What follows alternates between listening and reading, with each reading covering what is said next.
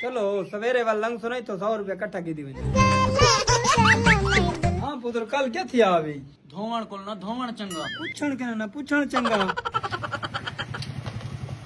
तू थे खाण में इना कोल पैसे देंगे सुनो पुत्र किवें तबीयत में धोवण को ना धोवण चंगा पूछण के ना पूछण चंगा आज वाले 100 कोलो काल वाला 50 चंगा इतनी देर थी गई हाली तक डॉक्टर आया नहीं देखा तो सही क्या थींदा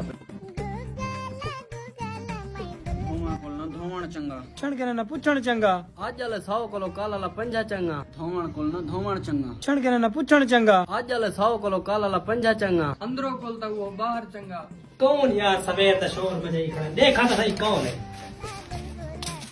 क्या मसला है यार धोवण को ना धोवण चंगा पूछण के ना पूछण चंगा आज वाले 100 कोलो काल वाला 50 चंगा अंदरों खोलता वो बाहर चंगा धोवण को ना धोवण चंगा पूछण के ना पूछण चंगा आज वाले 100 कोलो काल वाला 50 चंगा अंदरों खोलता वो बाहर चंगा पूछण को समण चंगा